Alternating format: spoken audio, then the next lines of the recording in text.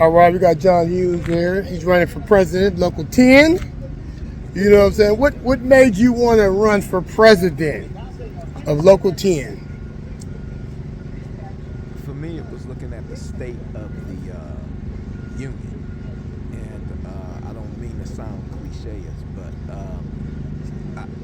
over the time when I was off injured. And I was receiving a lot of phone calls about just the whole thing in general, the officials not really paying attention or listening to the membership.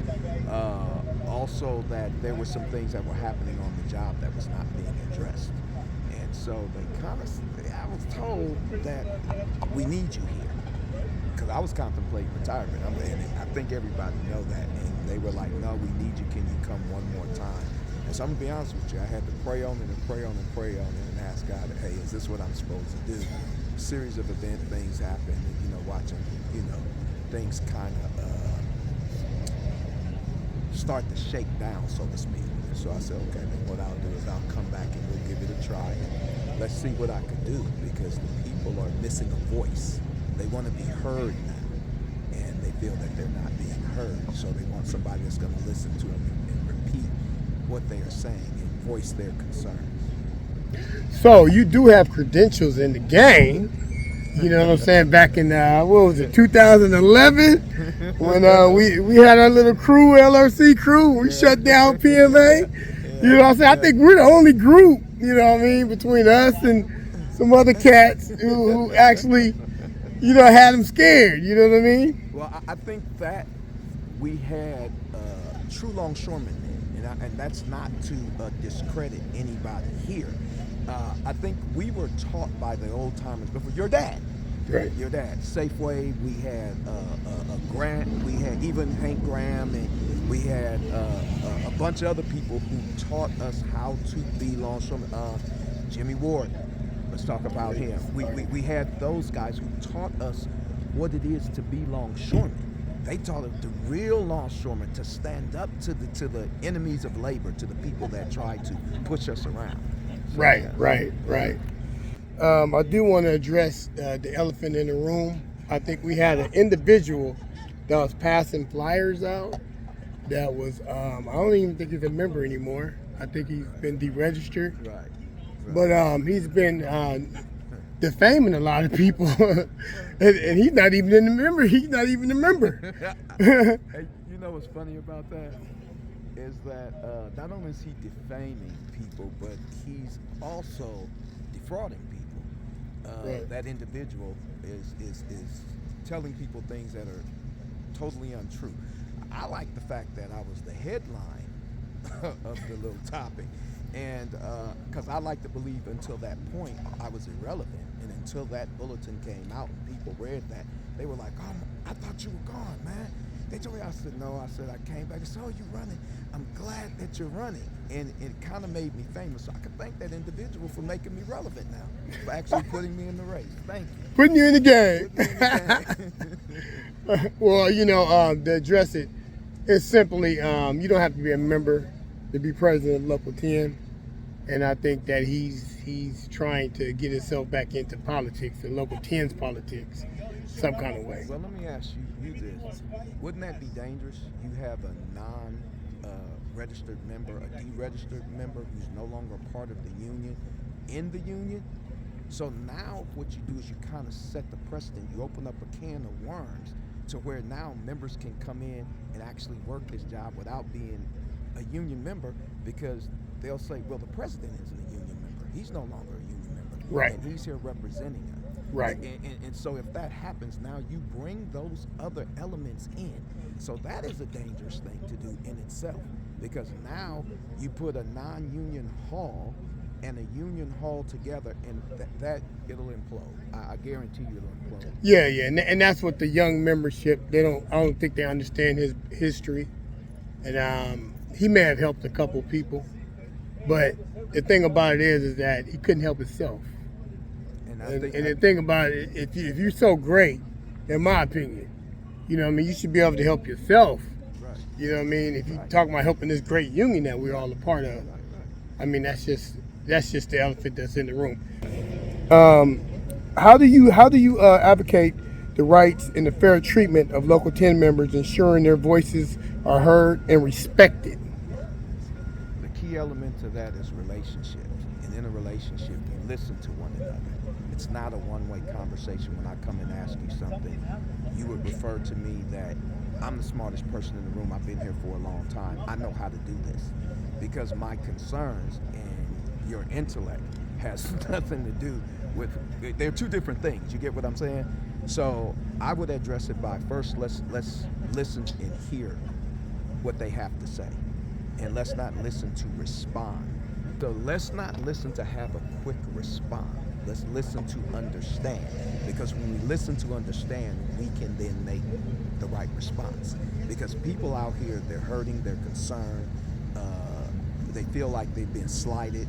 They feel like one group is getting a big raise and we're not getting one. And people can say that these people are just disgruntled. They don't know what's going on. Okay, but if they don't know what's going on, when do we stand up and teach them as leaders? As leaders, we need to groom our members, not to do what we say, but to do what the book says, and that's the contract. And teach them the ins and outs and the rights and wrongs of the contract.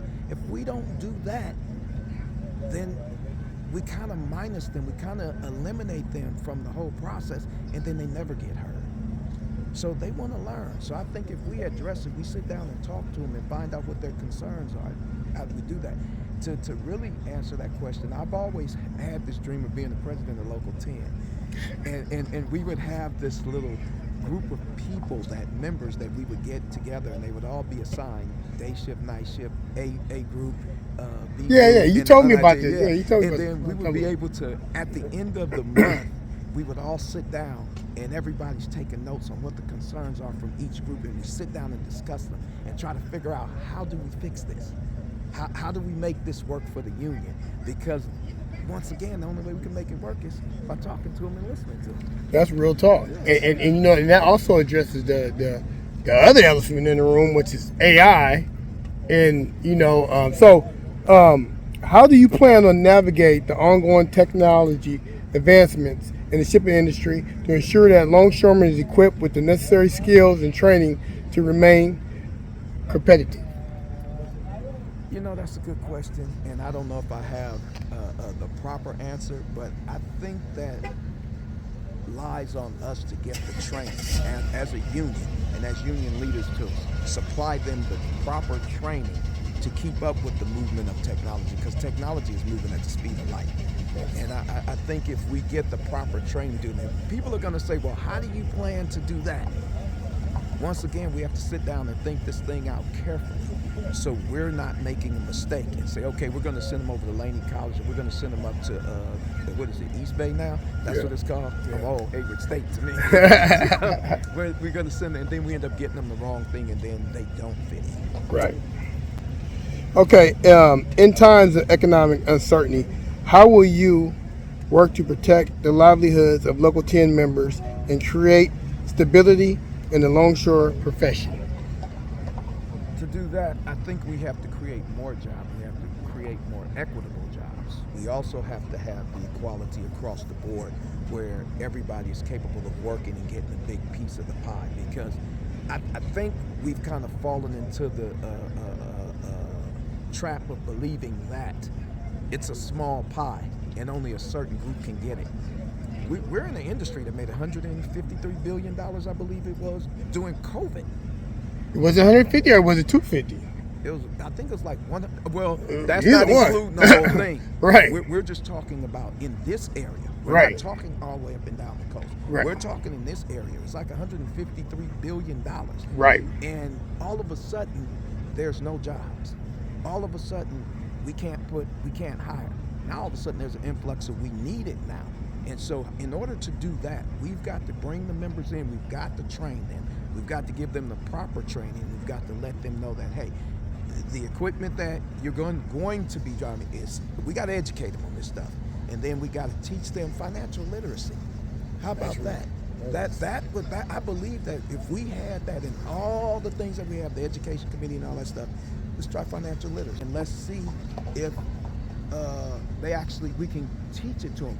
I believe the word is categetic. I believe that's the word, what it is. Categetic is when you teach somebody by question and answer. Right. You see what I'm saying? And I think that's what we need to do. We need to have question and answers. How do I sustain in this downtrodden economy? Because let's just think about it. The jobs are not out there. They're not out there anymore, and we're blessed to have this job. So I think that if we sit there and we teach it by categetics, I think we can actually educate our members and teach them how to save their money, what to invest in. Not just the stock market, but there's silver and gold. You need to learn how to protect your money. You can protect your money in silver and gold. It may cost you a little bit, but in the end, it'll save you a whole lot. That's real. So we have a thing in our industry up here. It might be coastwide where you have superintendents doing our work, and they're basically trying to be little bosses on the internet. I mean, on little bosses on the docks. You know what I'm saying? How do you plan on addressing the little elephant in the room, which would be the superintendents? I don't know if that's a little elephant. It might be a medium-sized one. But we have to sit them down and give them our list of demands. This is what we agreed to. We agreed to have the Longshore division come out, drive the tractors, work the equipment, work the dock, work the ship. I don't need your guy to come out here and start doing the work for them. I don't need you trying to erase or take away a job from our union members. So what I need you to do is stay in your place and allow the longshoremen. If not, there are ways of handling that. And I can't say it now. So let's talk about your experience. Can you just go over your brief history as a leader in this union, whether you was BA, whether you was, the things that you ran for. Yeah. Talk about that. The business agent, I was always taught this by my dad, that whenever you're in the position of leadership, you are a servant. The people don't come to serve you, but you come to serve them. And in that, you give them your best, as the same way you would want them to give you your best. So if something's out there's going wrong, there's a grievance on the job, I am to show up. Now, I am going to say this. I am so pro-union that I find my member first, and I talk to them.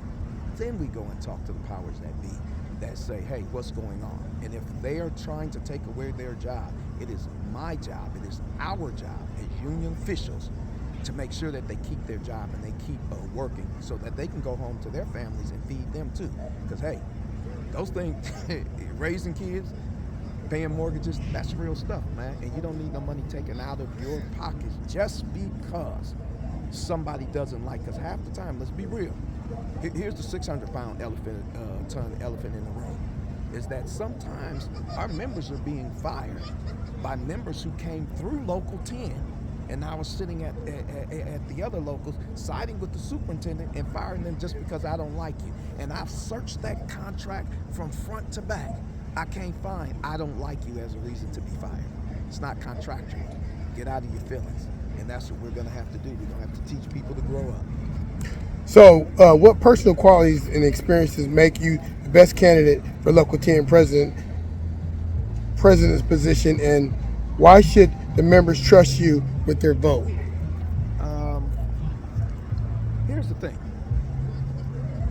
You're only going to trust who you trust. My qualities are, and I believe my body of work has spoken for itself, being the business agent. Whenever you called, I was there.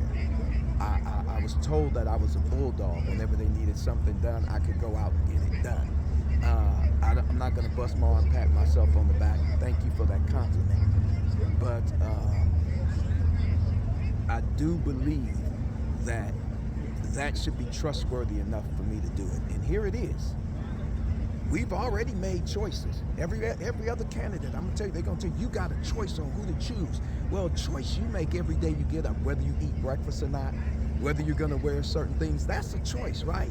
Now we have to make decisions, because the choices, I can choose to eat the cereal, or I can choose not to, I'm gonna be hungry.